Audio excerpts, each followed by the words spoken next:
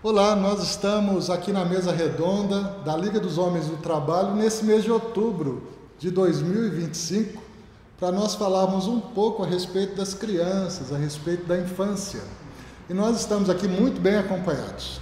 Estamos aqui com a professora Valesca Magierec, que é neuropsicóloga, que é mãe, que é acadêmica de medicina, e com o professor Aurélio Villalba, pediatra, especializado em antroposofia, e ambos são colaboradores da Casa Provida de Barbacena, da Fundação Porfíria, e que vem também ajudando muito naquele projeto. Então hoje nós estamos aqui para uma conversa informal acerca do desenvolvimento humano e da importância então das crianças, da infância, né? Ressaltando, Valesca é mãe, Aurélio é pai, eu também, você que nos ouve, que acompanha conosco essa mesa redonda, certamente tem experiência e convive com crianças, então o tema é muito relevante.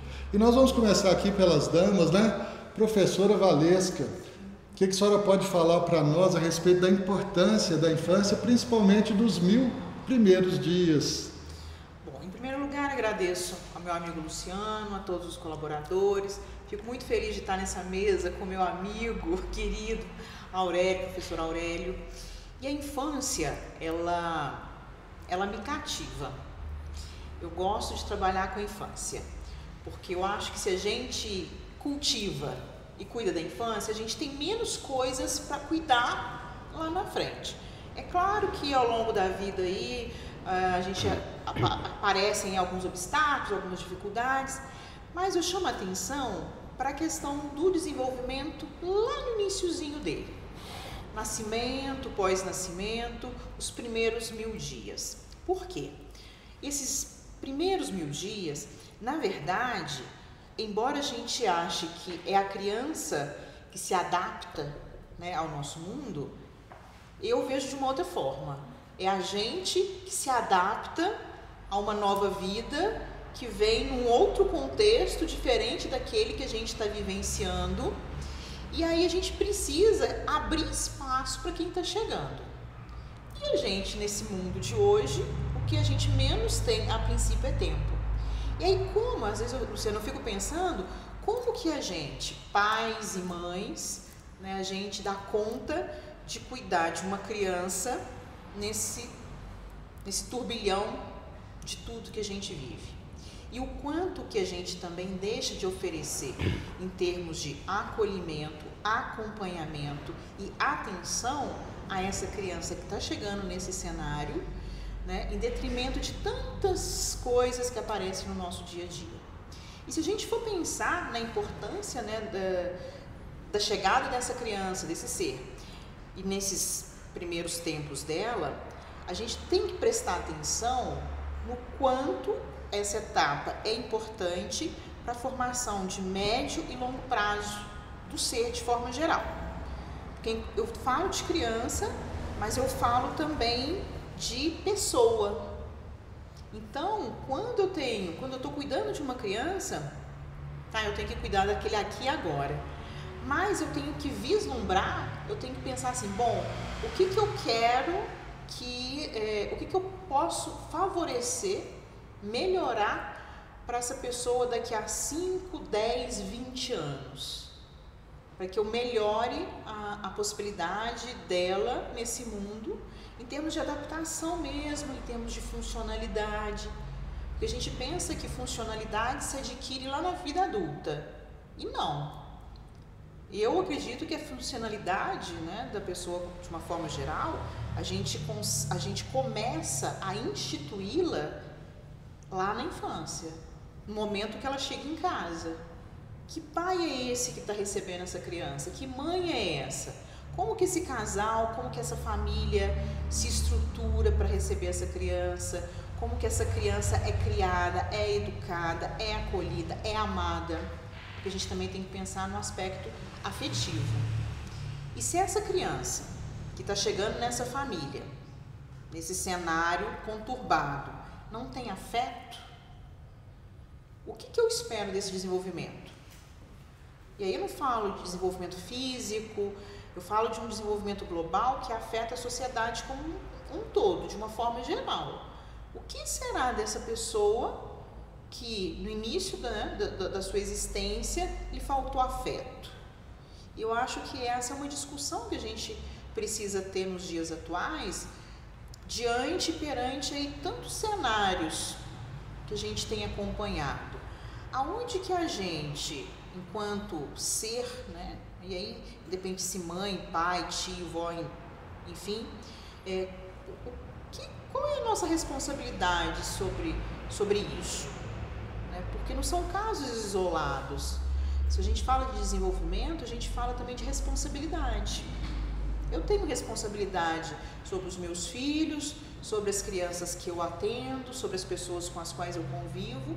Então isso é responsabilidade social. Isso também é desenvolvimento. Então a gente tem uma gama de elementos aí que a gente precisa organizar, racionalizar e priorizar. Porque desenvolvimento, né, eu falo que, apesar, né, da crença de cada um, aquela criança chega onde ela precisa estar. Ela precisa estar ali. Mas quem aprende, na verdade, não é ela, é a gente que aprende com ela. Então, o que esse menino tem para me ensinar que eu ainda não aprendi? Ah, mas eu não tenho tempo, eu tenho que terceirizar. Ok, o mundo do trabalho. Mas em que medida e em que momento eu também me disponibilizo a cuidar, né, e favorecer o desenvolvimento dessa pessoa que me veio, né, que chegou para mim? Então, o desenvolvimento vai muito além daquilo que Piaget, Vygotsky, Luria, enfim, um monte de outros autores aí falam pra gente. Então, a gente tem que ter uma visão meio que transcendental aí de desenvolvimento. Perfeito. Professor Aurélio, e do ponto de vista, então, da antroposofia, da pediatria, como que a gente pode enxergar esses primeiros 1000 dias da criança? Eu acho que tem uma imagem que a gente deve cultivar que chama caminho iniciático, né? Que ela falou do transcendental. Então a criança, quando chega ao mundo, ela tem uma intenção de desenvolver um caminho iniciático. Eu começo me posicionando, eu preciso de uma proximidade, né? Desenvolver a minha funcionalidade e a minha intencionalidade. Então eu trabalho em sala de parto, né? Então eu vejo assim, né, essa porta misteriosa que é o nascer, a porta, o portal do nascimento, por onde chega uma criança do invisível e se torna visível. E ela nasce e ela não dá confiança pra gente, não. Ela quer a mãe, ela já localiza a mãe, ela sabe que é a mãe, identifica rapidamente e vai na mãe e desenvolve a funcionalidade, que é o quê? Mamar.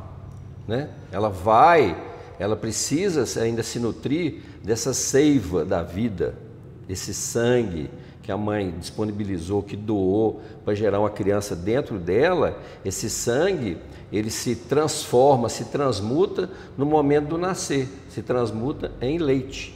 Então a criança vai para o peito. Ninguém ensina essas coisas, é incrível, né? Só que sim, mas por que isso acontece? Acontece porque é um ser humano. Não é isso que ela falou. Então assim, a criança mostra o caminho para a gente. Eu chego, vou na minha mãe e mamo, sinto o cheiro dela. E as coisas vão se resolver, eu penso até que nessa reunião nossa aqui, por proximidades, né? Então assim, o que está sendo estimulado, né, para a gente vencer, né, e ter forças nos dias que nós estamos vivendo, é ter proximidade. Mesmo você que está aí do outro lado, está aí assistindo, né, no seu tempo, nessa conversa nossa amorosa, espero que ajude bem vocês, é a proximidade, entendeu? Então, existe até o termo soluções minimalistas, né? Então assim, vamos resolver aos poucos as coisas. Todo caminho iniciático, todo caminho de aprendizado, isso que a Valesca falou, ele é um caminho árduo, né? Aí eu fico pensando, eu estou aqui na liga do trabalho, a criança olha para um lado e olha para o outro e diz assim, caramba, esse mundo dá trabalho. Entendeu? Ela falou assim, esse mundo dá muito trabalho. Mas eu vou me inserir, mesmo sendo um bebê, no trabalho do mundo. Isso é uma questão importante, independente, né, assim, do que você pensa, assim, é uma necessidade, eu preciso ter todos os dias esse professor, essa criança que acorda e fala assim, eu vou participar do trabalho do mundo, né? Mas do jeito que eu sou, com a minha, assim, com a minha potencialidade, com a minha, o meu porvir, com as capacidades que eu posso desenvolver ao longo da vida, né? Perfeito. Só um minutinho, Luciano. E o Aurélio falou uma coisa muito interessante, que é a questão do nascer, né? E aí é de espécie mesmo, né? A cria vai atrás, né, do seu criador ali em busca de sustento. E aí, para nós na psicologia, a questão do vínculo que se faz neste momento, ele é determinante. Ele é determinante. Por quê? Porque naquele momento, aparentemente simplório, ali a gente tem a criação de uma conexão que vai durar uma vida inteira. Então, naquele momento, e aí eu sempre falo assim, mães, cuidado, né? Cuidem da sua gestação, porque ela é a preparação daquilo que está por vir. A gente não sabe o que vai acontecer. Eu já tive o grande prazer de acompanhar a Aurélia em algumas salas de parto, e é mágico, Só que esse vínculo, ele tem que ser alimentado. Ninguém cria memórias afetivas sem vivenciá-las. Então, o nascimento por si só é essa entrada no universo meramente humano, porque apesar de sermos animais, né, na escala evolutiva, a nós nos foi dada a capacidade de gerenciar emoções. E isso a neuropsicologia traz para nós. Por que a gente se lembra do cheiro da comida predileta que a nossa mãe fazia lá na infância? Por que a criança recém-nascida se acalma quando colocada no peito da mãe e o coração dela se compassa com o da mãe? Olha, parece simples, mas é tão grandioso isso. E essas relações criadas desde então, elas também vão ser necessárias e vão ser importantes para a criação, para a estruturação do sujeito, que a gente fala muito na psicologia, né? Mas que sujeito é esse que nasce, cresce, mas que também tem tanta emoção e precisa gerenciar isso tudo e viver nesse mundo do trabalho, né? Porque viver é ter trabalho. Gerenciar um monte de emoções diferentes, convivência, socialização, subsistência. Mas qual é a fonte, qual que é a base que essa pessoa tem para sobreviver nesse mundo? Talvez, e aí eu venho pensando, né, diante dos cenários que a gente encontra, aonde que a gente está falhando enquanto ser humano?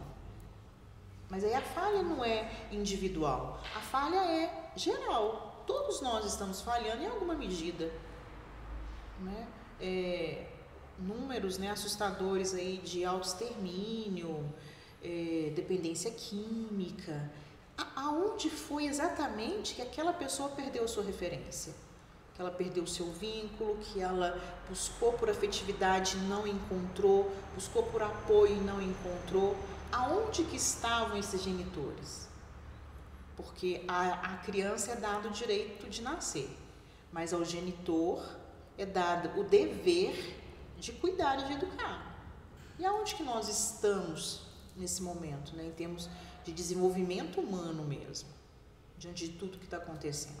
Então a questão do vínculo, ela é uma palavra importante para nós. Perfeito. Eu queria te pedir, Valesca, para você falar um pouquinho para nós a respeito do tempo de qualidade, porque nós estamos aqui no mundo do trabalho. Então, obviamente, né, a maioria das pessoas tem uma carga horária de pelo menos 8 horas por dia, né?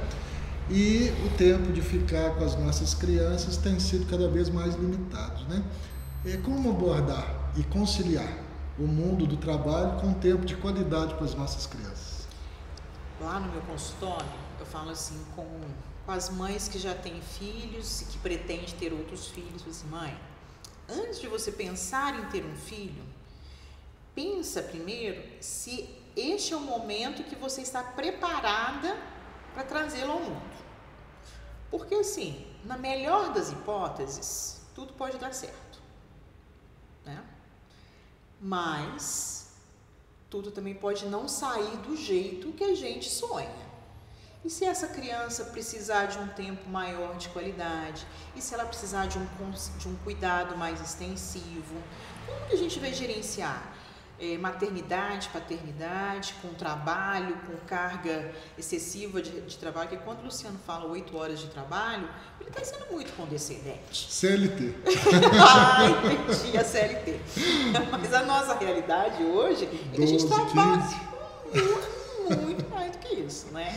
Então, eu tenho que pensar comigo, assim, poxa vida, o filho que eu tanto quis está aqui, e agora eu não tenho tempo para ele. Aí a gente vê de tudo, né? E aí, em alguns momentos, eu vejo um sofrimento parental a respeito disso. Sentimento de culpa mesmo e comportamentos compensatórios. Bom, eu não posso ficar com o meu filho, mas eu vou dar para ele tudo o que eu não tive na vida. Eu não tive isso, eu vou dar para o meu filho. E a gente esquece que, na verdade, o que é mais importante para a criação, para a educação do nosso filho é a nossa presença. É a percepção que ele tem da gente estar ali do lado dele, independente da condição. Que seja para brincar de carrinho, para jogar uma bola, brincar de boneca, alguma coisa assim, muito simples. E aí, a questão do tempo de qualidade, né? O tempo de qualidade é aquele que você fala para si mesmo. Não, o mundo lá fora vai ficar lá fora por um instante e eu vou ficar com aquela família que eu escolhi para mim. Né? Então eu vou cuidar, eu vou acalentar, eu vou amar, né? Eu vou educar, eu vou corrigir, porque isso também é fundamental. Não existe relação de amor sem limite. Isso a gente também tem que pensar, né? Eu deixar tudo solto, isso não é cuidar. Eu não colocar limites, isso não é cuidar. Eu deixar o meu filho fazer de tudo, porque a minha consciência está pesada, porque eu não tenho tempo para ele, eu tenho um disparate que eu preciso ficar atento em relação a isso. Mas se mesmo no meio da minha correria toda, eu conseguir estar presente de verdade com meu filho, que seja na hora de dormir, que eu esteja lá para abençoar o sono dele, para falar para ele que eu amo, para falar com ele que eu estou aqui para o que ele precisar, isso é tempo de qualidade, né? Se eu estou lá naquela correria, mas eu tiro meia hora para fazer uma refeição junto com ele e ouvi-lo, isso é tempo de qualidade. Tempo de qualidade não é passar um final de semana tirando foto para a rede social. Isso é enganação. O tempo de qualidade é aquele que faz com que o meu filho fale assim, não, de fato, a minha mãe trabalha muito, mas ela está sempre aqui comigo. Então, eu acho que o tempo de qualidade passa pela consciência que o adulto tem da necessidade e da responsabilidade daquele que ele tem que cuidar. Na realidade, as palavras da Valesca são bem oportunas e para mim, que sou pai de 4 filhos, elas vêm, se encaixam como um consolo para mim, porque eu sou médico, sou pediatra, trabalho muito. Em diversas cidades. Em diversas cidades, Então, assim, para mim é um consolo, né? Assim, tempo de qualidade, né? Assim, você pensar que isso tem um termo, né? E que isso gera uma imagem, mas uma imagem viva, tempo de qualidade, né? Olhar nos olhos, dar um beijo, até dar uma espinafrada, também é sinal de amor. Chega e dá uma espinafrada, que é mais a minha linha, né? Mas assim, é confirmar o amor, né? E também eu considero, né, que, né, eu como pai, né, também chego em casa e a criança vê nos meus olhos que eu exerci o amor durante o dia na minha profissão, né, que eu não chego com os olhos embaçados, com os olhos vazios, com uma atitude entediosa ou entediada, eu chego alegre, né? Porque na realidade o ser humano foi feito para experimentar o cansaço, esse esforço que a gente tem que fazer, né, no mundo, né, para que a gente ajude mesmo, né? Sim. Então, muito obrigado pelas palavras, viu? Entendeu? Me ajudam bem. Tudo bem. Professor Aurélio, eu queria fazer uma outra indagação. Ainda nesse universo do trabalho, muitas vezes nós nos preocupamos de como cuidar da saúde dos nossos filhos. Então, qual a recomendação que você poderia nos dar de como nós cuidarmos bem dessa saúde, principalmente do ponto de vista preventivo? Né? Tem assim uma fórmula, um caminho que a gente pode seguir para a gente errar menos? A gente tem que pensar o seguinte, considerar com carinho que, vamos supor, se eu trabalho numa indústria, imaginar, uma indústria farmacêutica, né? Eu saio e vou para aquela empresa, né? Eu também trabalho na universidade, então ele é uma empresa, né? A criança acorda de manhã, quando ela acorda, ela já acorda dentro da empresa. A casa dela é a empresa e ela é o CEO da empresa. Ela fala assim, as coisas não estão do meu jeito, resolvi mudar tudo, né? Aí a questão falando da prevenção, isso é importante, porque muitas vezes ela vai acordar e ela vai encontrar um remédio, tarja preta, que vai intoxicá-lo, porque eu trabalho com emergência, né? E às vezes vai encontrar uma bebida alcoólica, né, dentro da empresa. Quer dizer, dentro da empresa que a gente trabalha, nós não temos bebida alcoólica, nós não temos armas. E dentro das casas tem. Só que a casa é a empresa da criança. Então, nesse ponto, eu considero assim, ali é a empresa da minha criança. Primeiro eu tenho que resolver fisicamente. Já é um ato de amor. Entendeu assim, né? Deixar o espaço clean para a criança, onde ela não vai se machucar, onde ela não vai sofrer um acidente. Isso é muito comum até os 5 anos de idade, nos acidentes domésticos. Eles têm, né? O Brasil, ele é, digamos assim, né, tá mal no ranking, né, de acidentes, né? Acidentes com gravidade, né? Com lesões permanentes, né? E cada vez mais cedo. Cada vez mais cedo. Então, você está falando da prevenção. Primeiro, assim, eu vou olhar para o ambiente físico e dizer assim, essa criança é um visitante ilustre para sempre. Então, eu tenho que arrumar o espaço para ele, né? E não sou eu, não prevalece, digamos, os meus guardados, as minhas coisas, as coisas que eu quero. Então, eu acho que primeiro é isso. Segundo, é pensar o seguinte, alguém pergunta assim, você é pai? Sim, eu sou pai. Por que você é pai? Porque tem uma criança na minha vida, mesmo que eu não compreenda o significado da presença na minha vida. Mas isso é um fato, isso é uma realidade, né? E às vezes a pessoa pode passar muito tempo sem entender esse significado. Então eu também, assim, não é porque nasceu que eu tenho que passar a compreender. Às vezes você vai passar muito tempo. Sim, né? É um processo. Mas você é pai, você é mãe. Mas eu não entendo, eu não compreendo o que significa, né? Isso me remete também à questão crística também, dizer assim, né? A criança de hoje, ela é distinta das crianças do século XIX, XVIII e vai lá para trás. Elas são distintas. Os pais também, né? A família toda é distinta. Então, assim, quem que é a criança que chega atualmente no mundo? Né? Você trabalha com uma faixa digamos assim, de crianças, né? que tem digamos assim, algumas limitações, mas que são necessárias, que nos provocam. Ou que também às vezes nos mostram as nossas limitações. Né? Então a criança olha para vocês e aí, o que você vai fazer? Ela tem a pergunta, você pode não ouvir essa pergunta. E você pode não saber essa resposta, mas a criança nasce com uma pergunta. Você ama o que você faz? Você acredita no que você faz? Você me ama? Isso é a pergunta até 9 anos. Às vezes eu falo com as mães assim, a pergunta é, você me ama? Ela joga as coisas no chão, está provocando. Você me ama? Aí você vai lá, tchau, para com isso, menino. Aí ela fala assim, minha mãe me ama. porque você também usou a sua personalidade. Você tem um amor, digamos assim, essencialmente humano pelaquela pessoa que está na sua casa, que ainda é filha e é filho, e que você, digamos assim, não sabe como lidar, assim, não percebeu em você essa capacidade humana, entendeu? De aprender com aquela situação. Entendeu? Aí depois de 9 anos a pergunta já muda. Então até 9 anos, mamãe, você me ama? Papai, você me ama? Aí a partir daí, que tem um Rubicão, né? Ela experimenta uma solidão que é necessária.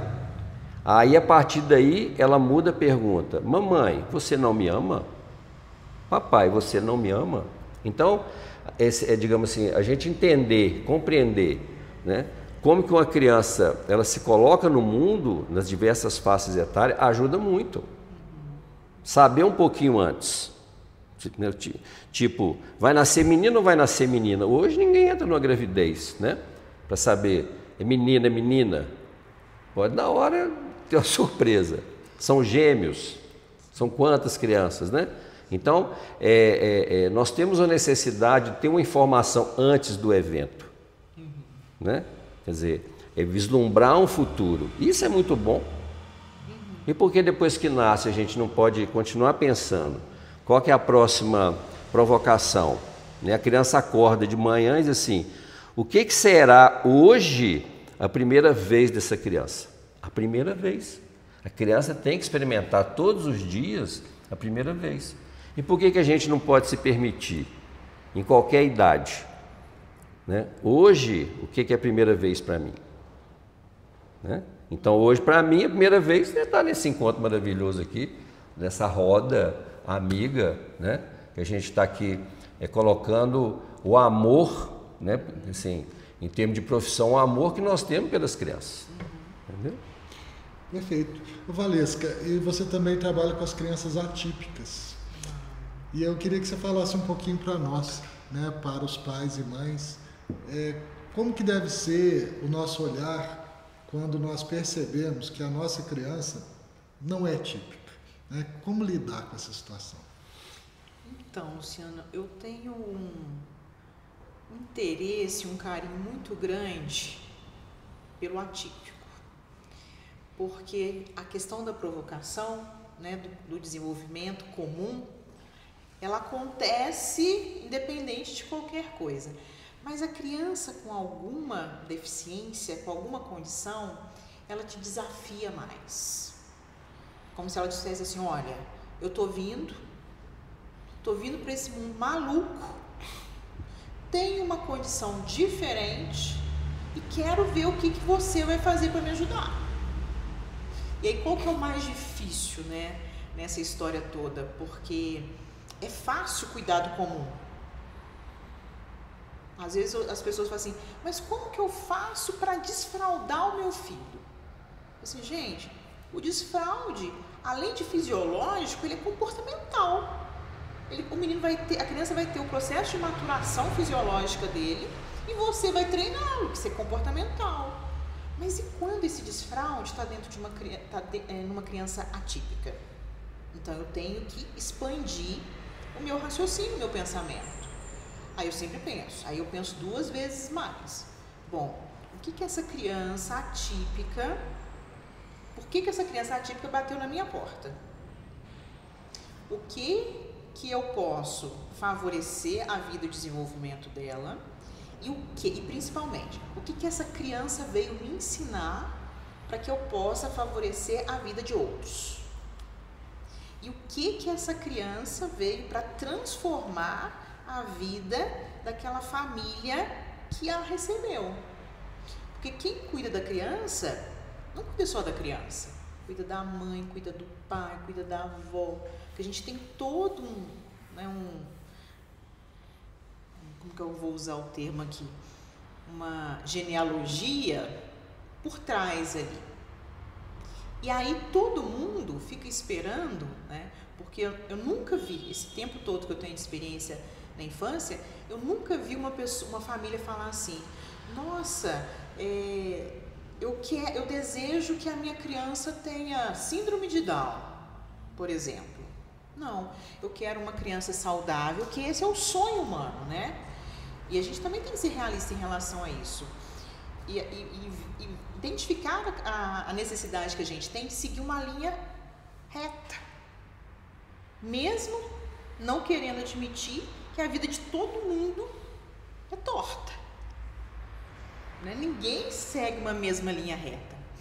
Agora, quando, né, essa família se prepara para a chegada de uma criança, nenhuma conta com a possibilidade de uma diferença em termos de desenvolvimento. E aí a gente passa também na infância, no parto, né, Aurélio, de uma criança com algum tipo de deficiência pelas fases do luto. Então, eu preciso acolher essa família para que ela acolha essa criança. Eu preciso fazer com que aquela família entenda o processo da deficiência, né?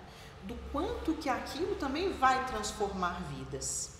Então, quando a gente fala também de desenvolvimento, e aí eu gosto demais do desenvolvimento atípico, eu fico pensando no quanto a gente, enquanto especialista, a gente pode auxiliar, mas também o quanto a gente precisa aprender. A gente vive uma sociedade ilusória do mundo perfeito, do corpo perfeito, de altas habilidades, que eu nunca vi tanta gente inteligente num planeta só. Mas, em contrapartida, a gente não sabe lidar com as diferenças. Como é que é isso? Né? Por que eu tenho que lutar pela inclusão? Não deveria ser um processo natural, comum? Porque somos todos diversos, somos todos diferentes. Mas por que a criança atípica, a gente a vê como um serzinho de vidro, que tudo pode quebrar? E na verdade, quem trabalha com a criança, né, a especial aí, a atípica, a gente sabe que talvez ela seja mais forte, a estrutura mais forte da família. Porque apesar de toda a condição que ela tem, ela ainda se mantém de pé. Embora grande parte ou vá embora ou fique lamentando a vida toda por isso daí, né? Mas quando a gente fala de desenvolvimento, a gente fala de crianças atípicas, a gente tem que se perguntar o que falta para nós enquanto especialistas e enquanto pessoas que a gente ainda não sabe lidar. Eu acho que aí é que a gente se aproxima, né, um pouco mais do Criador. Porque se eu convivo só com as cópias iguais, eu nunca vou aprender nada de diferente.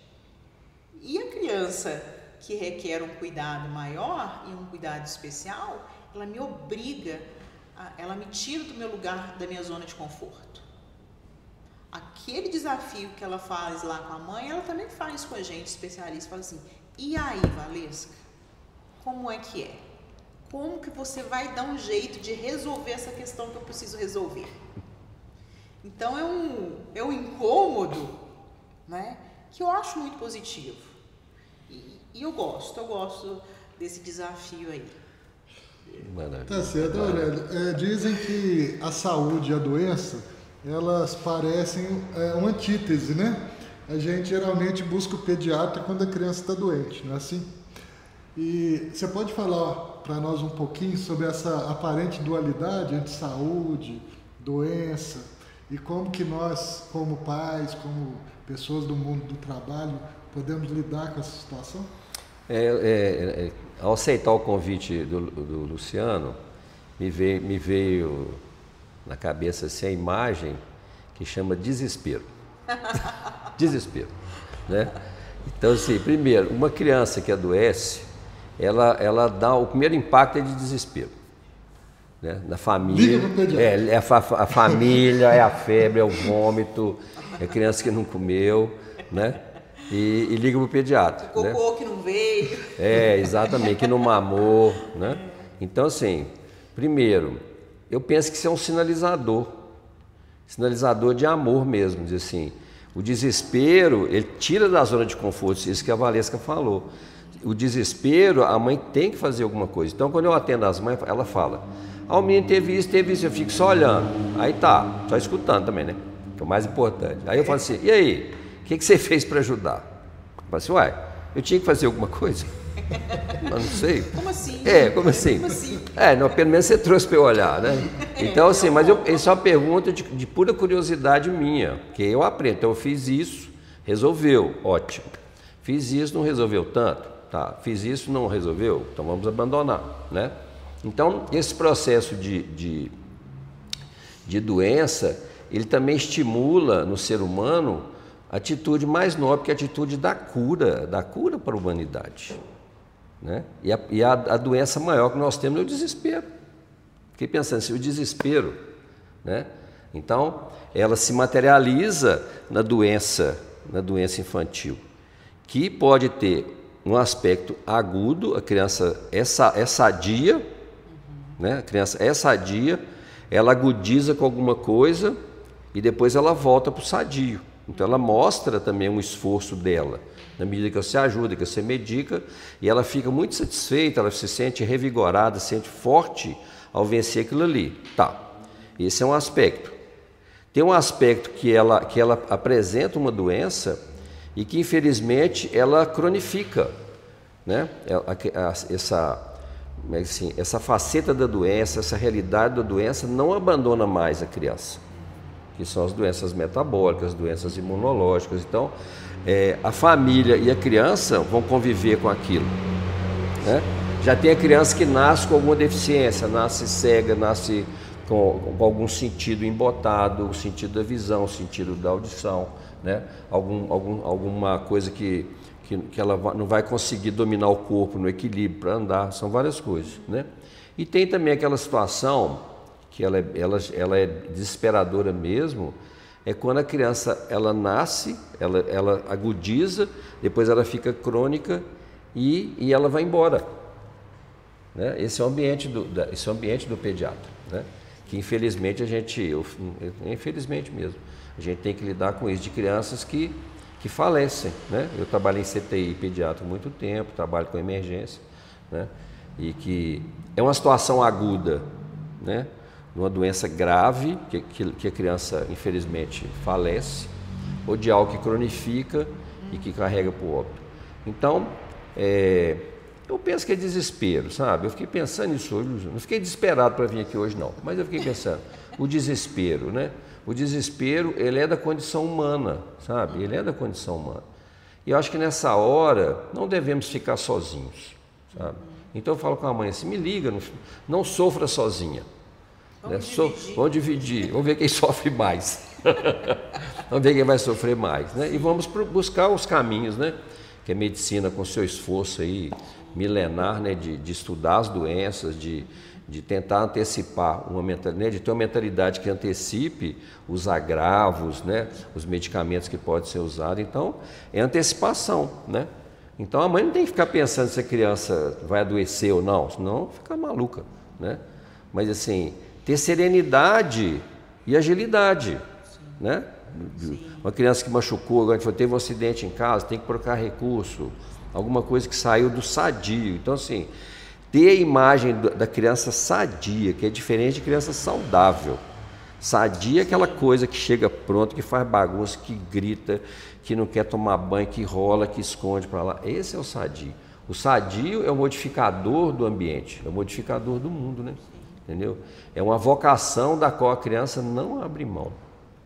Entendeu? Ela não abre mão, ela tem opinião formada, assim, eu vim para modificar, né?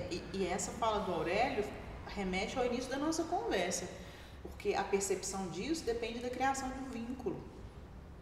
Então, quando o Aurélio fala assim, que a palavra que define, né, é o desespero, eu vejo isso quando as famílias com crianças autistas me chegam em busca de uma cura para aquele choro intenso, para aquele comportamento inadequado.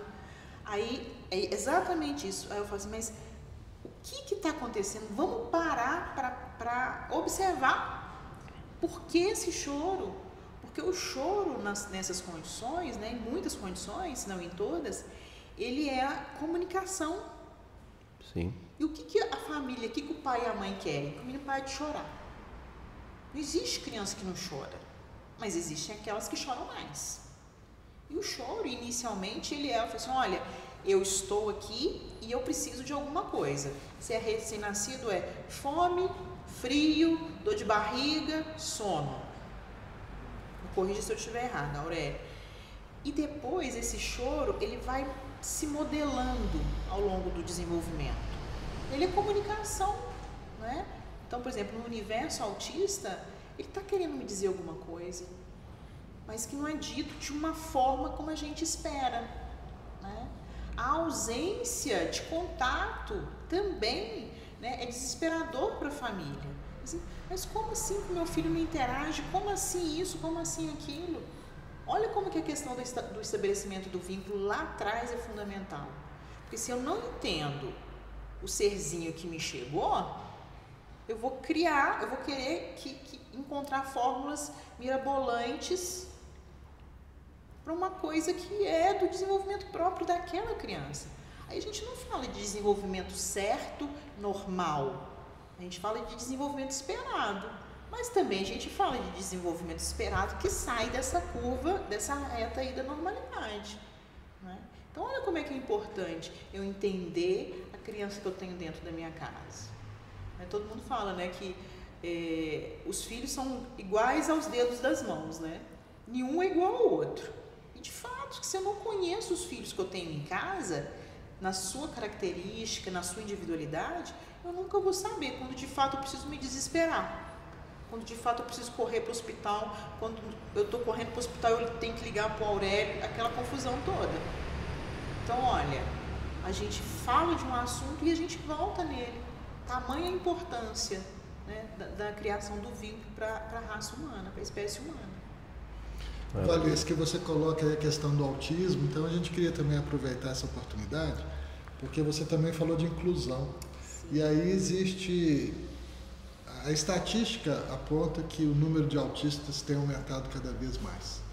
E existe aquela ideia de que fazer a inclusão do autista é colocá-lo, por exemplo, no ambiente da escola, junto com as outras crianças, para que a inclusão aconteça.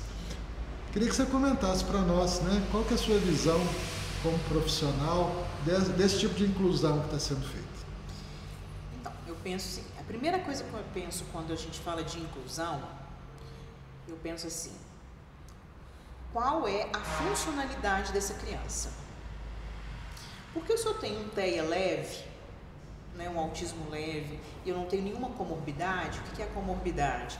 A deficiência intelectual, a epilepsia, o TDAH, ou eu tenho isso em um grau leve, ok, eu consigo incluir essa criança dentro de um programa comum, de uma escola comum. Ela vai ter suas dificuldades? Toda criança tem dificuldade, pelo amor de Deus. Né? A gente não vive mais uma sociedade que uma única cartilha educa todas as crianças. Isso a gente tem que ter bastante clareza. Agora, como que eu vou incluir uma criança com múltiplas deficiências dentro de um modelo educacional ultrapassado há pelo menos 2 séculos? Que há 2 séculos nem pensava em abrigar uma criança com deficiência nas suas salas de aula, porque isso nem era permitido. Então eu tenho que pensar, eu quero adicionar uma criança no sistema ou eu quero de fato incluí-la a tal ponto que ela consiga, apesar das limitações, criar, né, formas de sobrevivência nesse mundo cão. Porque também não é fácil sobreviver dentro de uma escola. Agora, as nossas escolas, num padrão comum, elas também não conseguem atender a maior parte dessas crianças, dessas pessoas, com tantas especificidades. Olha o dilema que a gente tem. O que se briga aí, né, na verdade, por inclusão, é meio falso. Porque estar em algum lugar na força de uma lei é diferente de estar num lugar com todas as condições propícias para o crescimento. Então, o fato de estar numa escola ou, enfim, em qualquer outro lugar atribuindo isso à inclusão, não significa que aquele seja o melhor lugar para a gente favorecer a funcionalidade. Porque mais importante do que a aprendizagem de conteúdo escolar é o ensino e a aprendizagem da funcionalidade, da individualidade dessa pessoa, médio e longo prazo. Então, o que me interessa eu ensinar, por exemplo, química e física para uma criança, para uma pessoa que ainda não consegue nem tomar o seu banho sozinha, organizar suas coisas básicas. Então, apesar de a gente ter aí uma crítica com relação às escolas especiais, eu acho que a gente precisa repensar modelos. Porque a gente, no modelo atual, a gente não consegue abordar e abarcar todo mundo. E aí a gente cai naquele falsete, né, da inclusão. Tá na escola. Mas aí, ao longo da vida, né, que a gente tem alguns poucos anos, aí a gente vê. Mas e quando termina o ensino médio? O que de fato foi aprendido? E ao longo desse tempo, eu ensinei essa pessoa a viver sem a mãe, sem o pai e apesar da mãe e do pai? Porque isso para mim que é importante, mais do que conteúdo escolar. Porque a gente talvez não saiba fazer essa conta ainda, a gente ainda não parou para pensar nessa conta. Mas daqui a uns 20, 30 anos, nós teremos uma população numa idade economicamente ativa, muito entre aspas, com autismo, com ausência de política pública, com ausência de um monte de coisa, de especialista para cuidar, para orientar, de tudo. E aí? Como que eu vou incluir? E como que eu vou incluir essa pessoa nessa condição no mercado de trabalho? O nosso mercado de trabalho está preparado para isso? Ou eu vou continuar fazendo de conta, né, que eu tenho lá as minhas cotas na minha empresa por conta de algumas questões que me favoreçam? É complexo, o assunto da inclusão é complexo, dá pano para manga. Do PCD, né? Nossa, mãe. Com certeza. Exato. Bom, mas o tempo voa, né? Eu queria aproveitar aqui e perguntar para o Aurélio algo que me parece muito relevante, Aurélio, que é com relação à medicação. Quando a gente está com um filho doente, a expectativa quando a gente procura o pediatra é que ele dê um remédio, né? E a maioria das vezes se usa a alopatia para tirar aquela doença rapidamente ali do contexto. E eu sei que nos seus estudos você indica outras substâncias que não as alopáticas para a gente cuidar da saúde das nossas crianças. Você pode falar um pouquinho sobre elas? Claro, mas assim, a gente parte da perspectiva da observação mesmo, isso que a Valesca falou, assim, só para complementar, né? Ela também me fez uma provocação seguinte, do futuro, né? Os colegas de trabalho dessa criança serão os alunos que já estão lá. Então, assim, a gente deveria pensar, né? Assim, uma criança também aprende com a outra, né? Não perder a compaixão, não perder o amor, não perder a capacidade e a necessidade de ser altruísta. O ser humano tem necessidade de ser altruísta. Então, eu fico pensando assim, a escola, o menino fica feliz, às vezes ele acha um colega, entendeu? Um colega de sala, que também vai olhar para ele de outra forma e que vai ajudá-lo. Que vai ser o colega dele adulto. Mas se eu tiver um pai e uma mãe em casa que fale assim para ele, meu filho, somos todos diferentes, então respeite a diferença também. Mas se eu tiver um pai e uma mãe que fala assim, autista, vai atrapalhar o desenvolvimento do meu filho. Não quero ficar nessa sala. Então, olha como que a gente volta para o mesmo lugar. Desculpa. Mas aí o que acontece? Mas digamos, a criança, né? Quando você conversa com uma criança, ela vai dizer assim, eu só estou interessada no futuro. Então, esse conflito, essa questão dessa diversidade de gerações, isso é o que compõe o mundo, né? Pessoas que já têm um tempo de estrada e que falam, não, é isso aí a ideia. Aí eu falo assim, não, mas talvez possa vir uma ideia nova, né? Já que está aqui, né? Já que essa pessoa está aqui conosco, né? Então também tem escolas que elas trabalham a compaixão de quem a inclusão é a inclusão dentro da gente. Uma inclusão moral, uma inclusão amorosa, uma inclusão gestual, né? Uma inclusão que vai ajudar o colega a lanchar, que vai comprar, né? E aí você vai dizer, não fique tranquilo, sempre vai ter alguém com você, andando com você para te ajudar a pagar a conta, entendeu? Que vai te ajudar a servir um almoço, né? Então, isso chama, como é que fala? Isso é uma ética, um desenvolvimento de uma atitude ética moral, que é individual. Então, as aspirações da humanidade, elas passam todas por uma pessoa só. Então, assim, se uma pessoa ela desenvolve, a humanidade saiu do lugar, todo o eixo saiu, ele modificou. Essa é a realidade. Então, quando você pega grandes nomes da história, assim, pessoas que não abriram mão do bem, eles foram modificadores, mesmo que tenha esses contrapontos que a gente está vendo, mas no final prevalece essa nobreza, né? Esse amor. Então, já que nós temos na sua condição, né, dos pacientes que você cuida, que eu também tenho alguns, eles estão para nos provocar. E aí, você vai ser a mesma pessoa? Você vai dizer assim, tá, eu vou ser a mesma pessoa, tá. Tudo bem, então viva isso, mas eu tenho certeza que eu vou encontrar alguém com qualidades que vai olhar para mim e que um dia vai ter digamos assim, não vou dizer posse de comando, vai ter voz e gesto, entendeu? A voz mais relevante e mais reveladora não é o que sai da boca, é o que sai pelas mãos, né? É o que a gente precisa, entendeu? Então, eu acredito muito nisso, quer dizer, e eu vivo isso e eu trabalho com isso todos os dias da minha vida, que é o amor às crianças. Então, é o que você falou, já que chegou para a gente, isso é um encontro marcado. Talvez eu tinha esquecido, ai meu Deus, isso não está na minha agenda.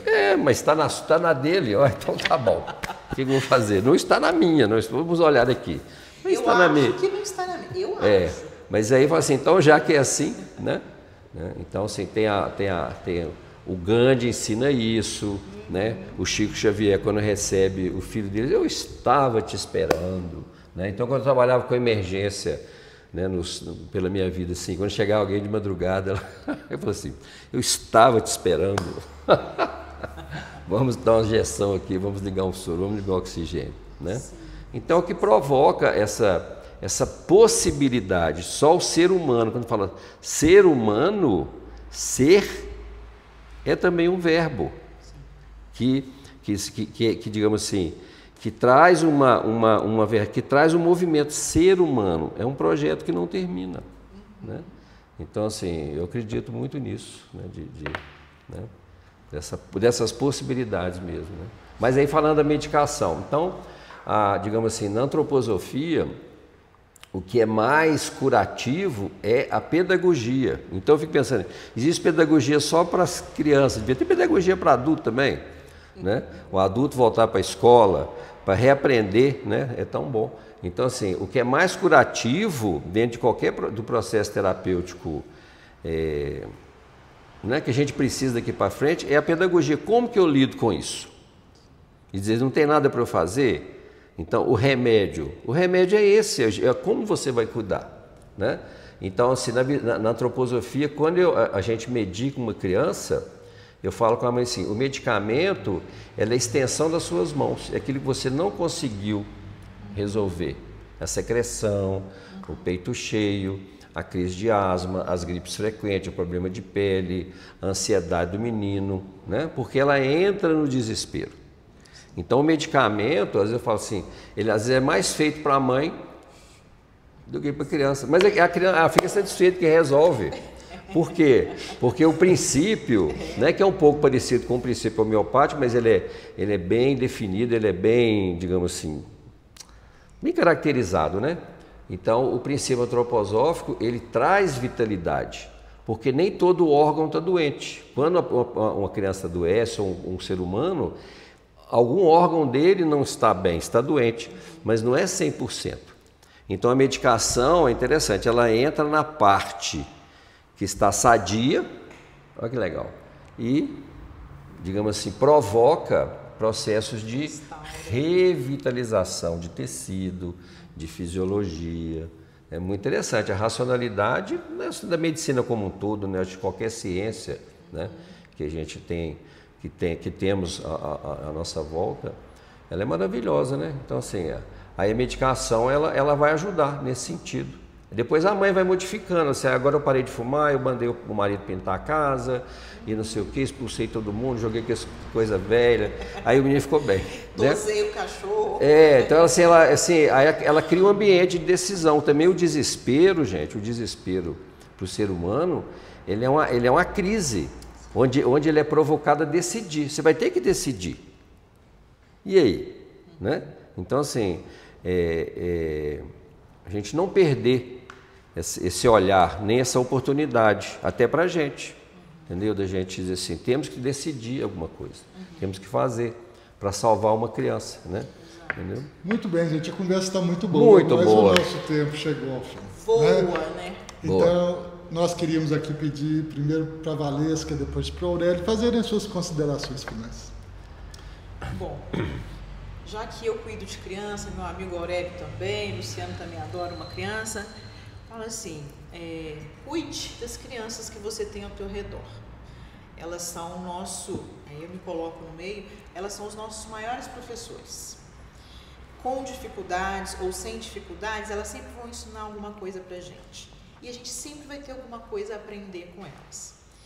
E mesmo que a gente tenha alguma condição atípica, a atipicidade, ela não pode se sobrepor a tudo aquilo que ela traz, atrás do rótulo que ela carrega, né?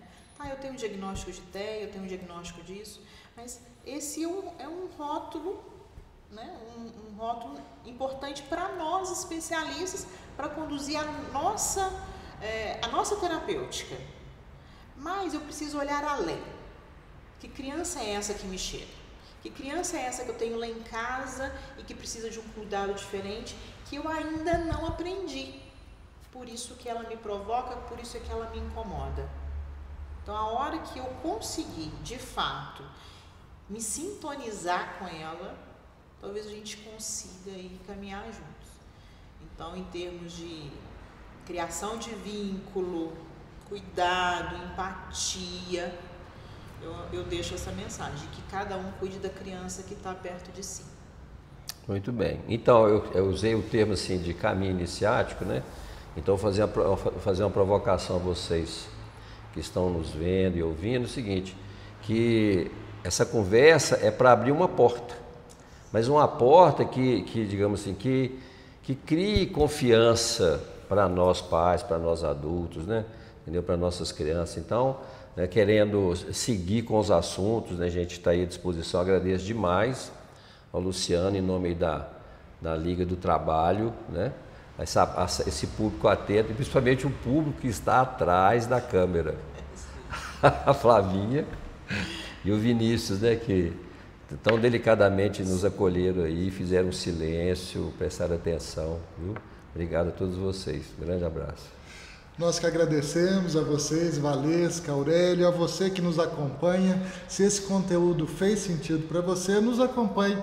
Se liga na Liga. Até a próxima roda de conversa.